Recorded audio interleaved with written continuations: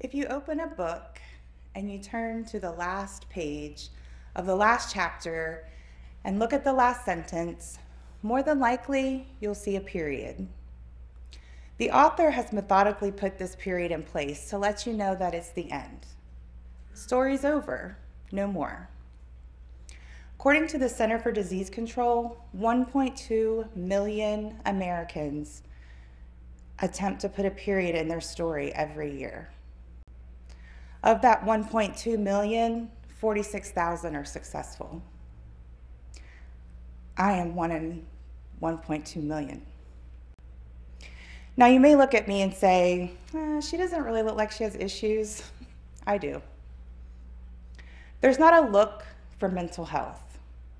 There's not a look for suicide. The next question you're asking is why? Why would she do that? Why would anybody do that? It's simple.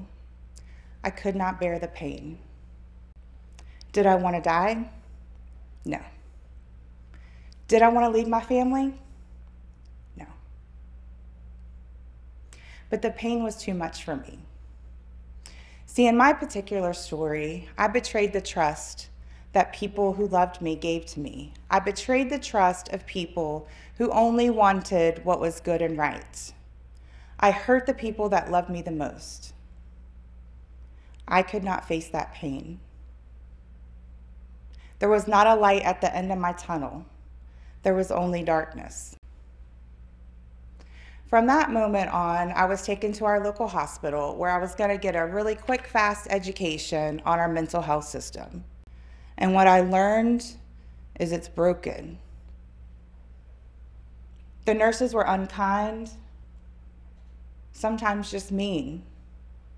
As they gave certain medications to me, I would scream in pain because it felt like fire running through my veins. Over and over and over. I went through that for 4 days before they sent me to a psychiatric facility. I was excited about this because I thought, finally, I'll get to be in a place where there's people who are empathetic and compassionate, people who are going to help me recover. But that was not the case. The workers in this facility were just ready for, what's for lunch today? What time are we getting out of here? When do I go on my break? I saw a psychiatrist every day I was there for about 5 minutes. Each time I saw her, she upped my medication. After 7 days, go home. I didn't know if I had a home to go home to. I didn't know if my family was going to be there when I got there. How am I going to get through this? People aren't nice. I live in a really small community. I couldn't even walk into the grocery store. Even 5 years later, I still get the look. I still get the whispers. It's not an easy place to be in. People aren't forgiving. People aren't understanding. But this is my story to tell. It is not their story to tell. For whatever reason, the world decided you don't get a period in your story. You get a semicolon.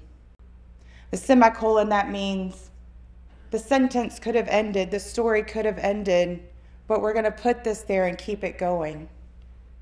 So I was forced to keep it going. But when you're forced to keep it going because you physically survived, now you have to mentally, emotionally, and socially survive. And let me tell you, that socially part is probably the hardest. About a year ago, I walked into the local store and I was met by a woman who I've known for quite some time, although we're not close and I wouldn't even really classify us as friends. And she looks at me and she said, "You try to kill yourself?" I said, "Excuse me? You try to kill yourself?" I said, "Yeah." I wanted to disappear. I wanted to die at that moment. What is the purpose of all of this? Why would somebody do that to me? There's not only shame, but there's forced shame and forced vulnerability. You don't have choices because people walk up to you and ask you those questions. People ask you why and how. And then people compare themselves to you. Oh, I'll never get that bad. Oh, I would never do that. 12 million people in the United States contemplate suicide every year. It could be the person you're sitting next to. It could be your neighbor, your parent, your child, your student, your coworker.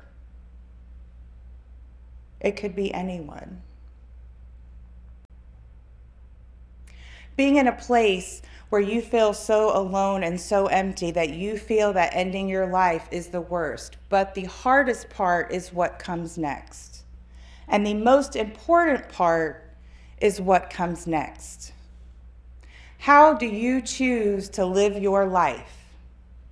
I was given a brand new slate. At that point in life, I had some military experience and some life experience. But when I end this journey, I'll be a doctor of psychology. I will be a person who offers compassion and caring and empathy to people like me, people who don't have hope, people who don't see compassion, people who don't see empathy. But what I want to tell you today is if you've ever thought about suicide, or even if you haven't, the most important thing that you can do for yourself is offer yourself grace. You're not perfect. You're not going to get it right every time. I am the villain in other people's stories. I cannot right all the wrongs that I have done. That will never change. I will not ask them for forgiveness. I do not deserve it. But what I can do to those people that I wronged and those people I hurt is be the best, authentic version of myself. You can make that choice for yourself. You don't have to be broken all the time. You can give yourself grace. You can give yourself forgiveness. You can give yourself hope. Now, you're going to lose some family and friends. Not everybody is going to continue on this journey with you. But you can make the next part of your life invite only. Not every person you encounter deserves full access to you. So if you are in a place that you feel alone, this is what I want you to know. You are not alone. You are worthy of love. You are worthy of acceptance. You are worthy of life. I hope you choose life. Thank you.